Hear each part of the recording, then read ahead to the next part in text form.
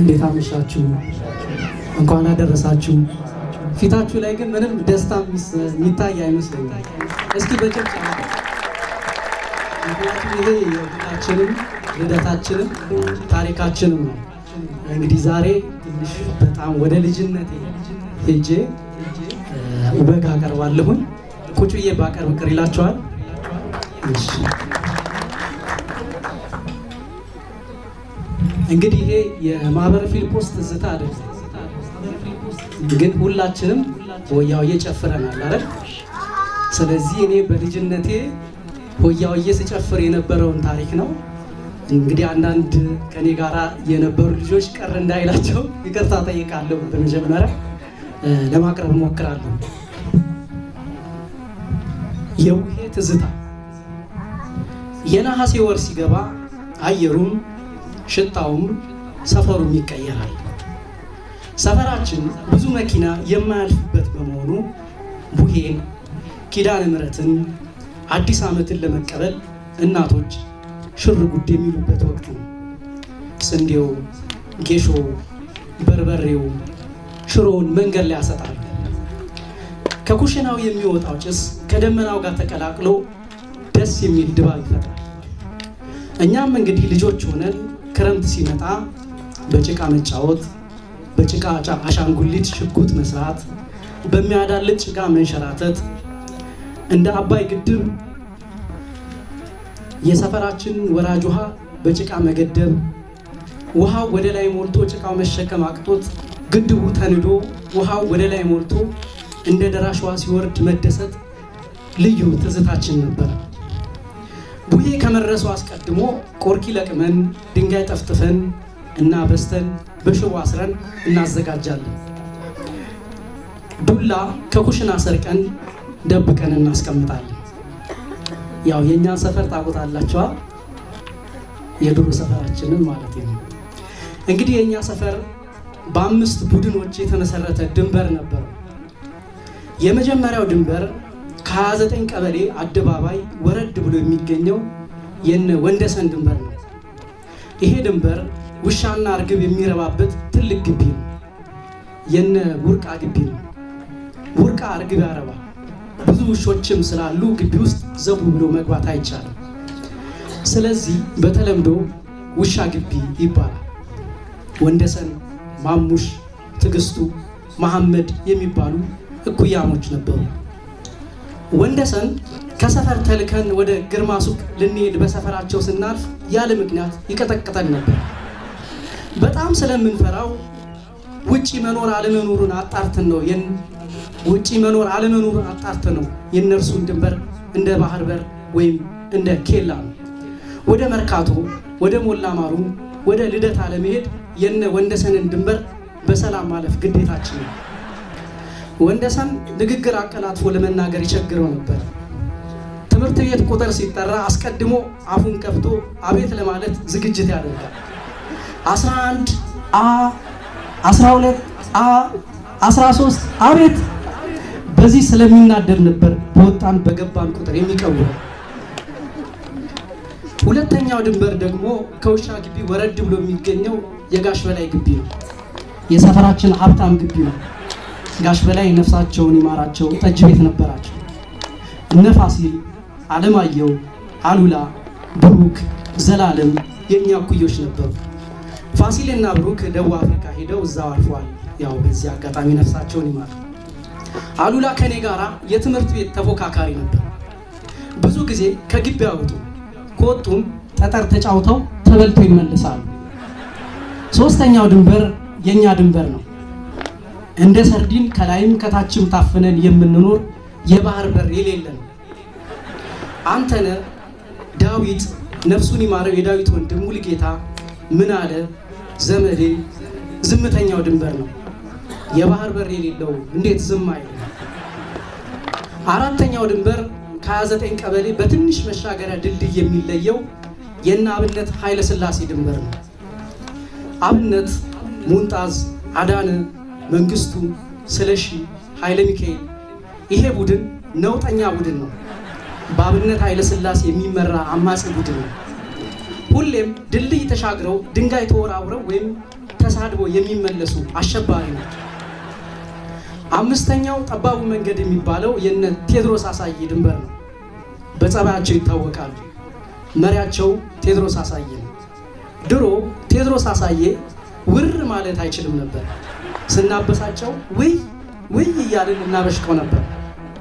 እነዚህ አምስቱ ቡድን ሆያውዬም ሆነ ሌሎች ጨዋታዎችን ራሳቸውን ችለው ነበር የሚጫወቱት።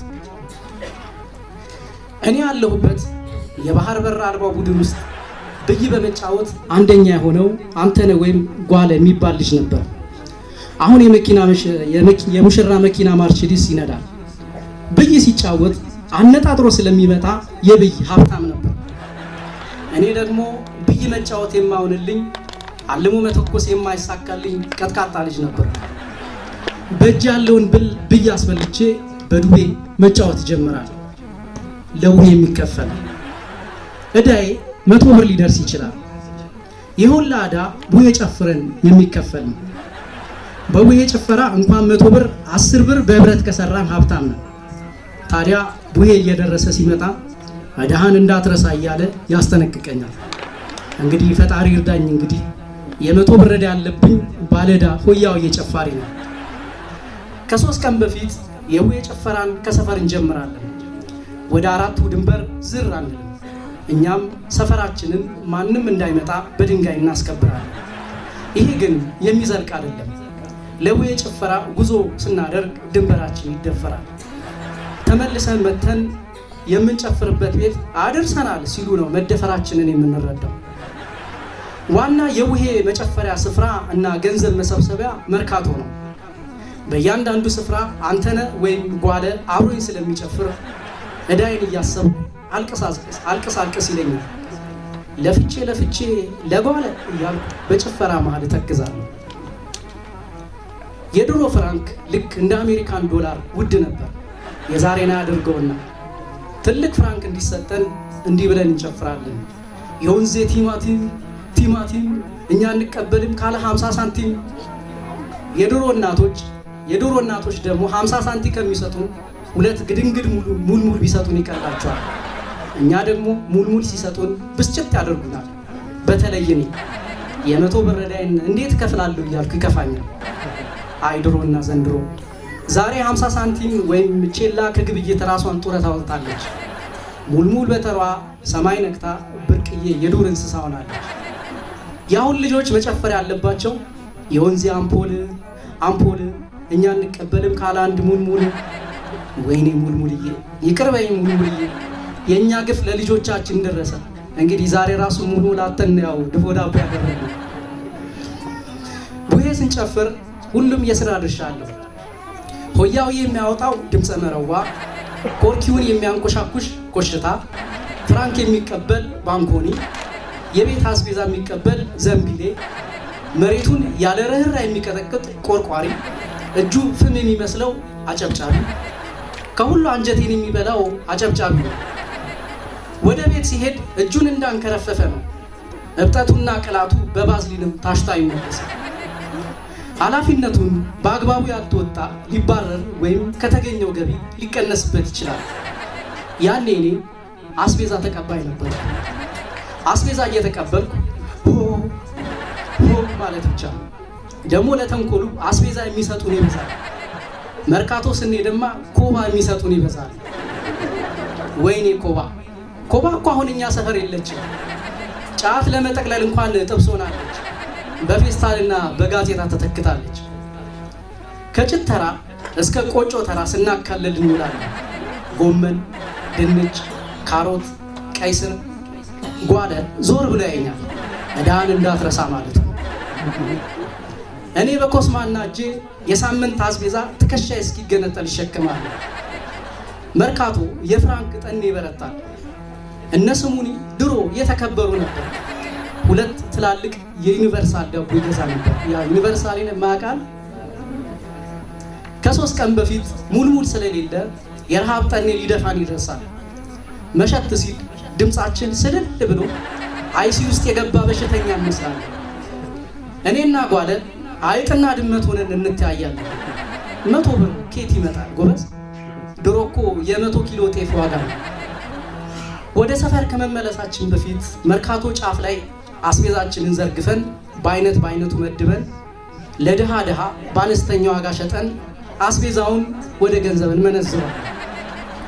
ከወጪ ቀሪ 5 ብር አግኝተን ኮብዬን እዛው በክብር አስቀምጠን ወደ ሰፈር ስንመለስ ጓለ በትካዜ ሲራመድ አስተዋልኩት። የዛሬውን ገንዘብ ብንካፈል 1 ብር እንደማይሞላ ሲያሰላው መሰለኝ ብርድ ብሎት መራመድ ያቃተ። ብሩ ላይ ደር ተቀምጦ የሊቢያ ስደተኛ መስለን ሁላችንን ተደግፈን ወደ ቤት እንገባለን። በውርጭ የተወቃው ፊታችንን የተመለከተ ከመቃብር አምልጦ እንደወጣ አስከሬን ያስደነግጣል። ሁለተኛው ቀን የመርካቶውን ጉዞ ሰርዘን ወደ መንደር እየገባን ጮያውን እናንቆረቆራለን። መጣና በአመቱ አረ እንደምን ሰነበቱ። እስኪ አብረን በል መጣና በአመቱ አረ እንደምን ሰነበቱ። መጣና በአመቱ አረ እንደምን ሰነበቱ። እዚህ ቤቶች እንደምናችሁ በአመት 1 ቀን መጣንላችሁ። በአመት 1 ቀን ለመጣ እንግዳ እራቱ ዳቦ ቁርሱ ሚሪንዳ። ሆይሼ ሆይሻ ልምጣዊ ተመልሼ ሆይሼ ሆይሼ ልምጣዊ ተመልሼ። ነገኑ ስራ የበዛባቸው እናት እጃቸውን እያጸዱ ይወጣሉ። ምን ያድርጉ ሴትዮዋ ዳቦና ሚሪንዳ ለዚህ ሁሉ ሰራዊት ኬት አምጥተው ሊጋብዙ? እርሳቸው ራሱ ሚሪንዳ በአመት 1 ነው የሚጠጡት። ሆያ ሆዬ ሆያ ሆዬ ሲሉ ሰምቼ ከኮልፌ መጣው በሬን ዘግቼ። ኮልፌ ሩቅ መሆኑ ነው እንኳን ድሮ ኮየ ፈጬን አላወቁት። እኔንማ ይበለኝ። እኔ ድሮ ኮየ ፈጬንም አላውቅ ነበር። እኔንም ይበለኝ። ኮ ስል ኮየ ፈጬ ገብቼ ቀረው። ይኸው በስተርጅናዬ ኮልፌን ትቼ ከኮየ ፈጬ መመላለስ ጀምራለሁ። ደግሞ ኮልፌና ኮየ መመሳሰሉ። ሴትዮዋ ኮስተር ሲሉ የወንዜ ሳቢሳ ጠላቶት ይበሳ እንዳሮጌ ጣሳ። ሴትዮዋ ወደ ግራ ወደ ቀኝ ገልመጥ ያደርጋሉ። የልባቸውን የነገርንላቸው መስሏቸዋል። ሴትዮዋ ፈገግ ሲሉ አይተን የወንዜ ችምችም በሏ ችምችም ለፍቅር ነው እንጂ ለጸባ አንመችም ችምችም። ሴትዮዋ ፈገግ ብለው ደረታቸውን መዳበስ ይጀምራሉ። ያኔ ድምፃችን ጎላ ይላል። በተለይ የጓለ ድምፅ ጆሮ ይበጥሳል። 100 ብሩን እያሰበ ሆያ ውጪው ወደ ኋላ ይመለሳል። የወንዜ እምሩ እንደምን አደሩ ሳቢሳ ጠላቶት ይበሳ እንዳሮጌ ጣሳ። ደም ስራችን በግንባራችን ብቅ እስኪል እንጥላችን እስኪወርድ ሆ እንላለን። ግን ሳቢሳ ምንድን ነው? ሰው ነው እንስሳ? ጠላቶት ይበሳ እንዳሮጌ ጣሳ። አሮጌ ጣሳ አርጅቶ ነው የሚበሳው። ጠላታቸው እንዴት ሆነው ነው የሚበሱት? አቤት የዱር እርግማን! ደግሞ የወንዜ እምሩ። ሴትዮዋ ከደረታቸው መሀረብ ያወጣሉ። መሀረቡን እስኪፈቱ አንጠብቅም። አመት አውደ አመት ጓለ ተንጠራርቶ ያየኛል። እዳይን እያስታወሰኝ የተጠቀለሉ ብሮች ይቆጥሩና ደግሞ ከመሀረባቸው ፈለግ አድርገው ድፍን ስሙን ይሰጡናል። ክሩ እንደነከሰ ቴፕ ድምፃችን ጉትት ብሎ በፈረስ አፍንጫ ገባም ትንኝ የኔ ማምዬ እግዜር ይስጥልኝ። ጓለ ምርቃቱ ሳያልቅ ዱላውን እየቆረቆረ በትጋሴ ወደ ሌላ ቤት ቀድሞን ይላል። ግን ትንኝ በፈረስ አፍንጫ የማይገባው ለምንድን ነው? 3 ቀን ሙሉ የጨፈርነው ተደምሮ 20 ብር ብቻ ሆነ። ለ5 ሲካፈል 4 ብር ደረሰ። ልክ እንደተከፋፈልን ጓለም የብይዳይ ሊቀበል ሲያሰፈስፍ እናቴ ጠላዬ ብላ ጠራች። ቅዱስ ሚካኤል ከሰማይ ወርዶ ከአንበሳ መንጋጋ ያላቀቀ መሰለኝ። አቤት እማዬ እያልኩ እየሮጥኩ ቀሚሷን አፈፍ አድርጌ ያስኩት። ጓለ በቂጡ አይን አጨንቁሮ ተመለከተኝ። እናቴ ብሩን ቆጥራ ስትቀበለኝ ጓለ በትካዜ ተመለከተኝ። ዛሬ ቤት ገብቶ እራት እንደማይበላ ገምታለሁ። ከ100 ብር ዕዳ 4 ብር እንኳን መቀበል ያቅተኝ እያለ ማልቀሱ አይቀርም። እኛም በቁማር የበላን ብይ ቢደመር 4 ብር እንደማወጣ ጠንቅቆ ያውቃል። ያ ሁላ ብዮችን ሲመለከት ብይ ከንቱ ማለቱ አይቀርም። እውነትም ብይ ከንቱ። እናቴ ለከረሜላ መግዣ 50 ሳንቲም ሰጠችኝ። ለጧት አሳደርኩትና 0.5%ን ዕዳ ለጓለ ከፈልኩኝ። ታማኝነቴን ሳያደንቁ አልቀረም፣ ፈገግ ብሎ ተቀበለ። በአመቱ 95%ን ዕዳ እንደተሸከምኩ እነሱ ሰፈር ቤት ቀይረን ተዘዋወርን። ነፃነቴንም አወጅኩ። በተለይ ከወንደሰን ቁርቋሮ ነፃ ወጣ። ቀይ ባህርን የመሰለ የባህር በርና እንደ ኢራን የሆርሙዝን ሰርጥ ስለተቆጣጠርኩ የልብ ተሰማ። አዲሱ ሰፈሬ ወደ እናት ኢትዮጵያ ትምህርት ቤት የሚወስደው ዋና መንገድ ስለሆነ ወንደሰንን እየጠበቅኩ እንደ ቆረቆረኝ ጭንቅላቱን መቆርቆር ጀመርኩ። ነፍስ ሳውቅ መንፈሳዊነት ሲገባኝ እነሱ ቤት በሚደረገው የጸሎት መርሃ ግብር ተሳታፊ ሆንኩ። የድንበር 4 የአሸባሪው መሪ አብነት ኃይለ ሥላሴና የድንበር 5 መሪው ውይ ብለን የምናበሽቀው ቴዎድሮስ አሳየ ድንበሬን ጥሰው እነሱ ቤት መግባታቸውን ተገነዘቡ። ድንበሬን ነፃ ግዛት አድርጌ የሰማዩ ድንበር ይሻለኛል ብዬ በፍቅር ከነርሱ ጋር ማገለገል ጀመሩ።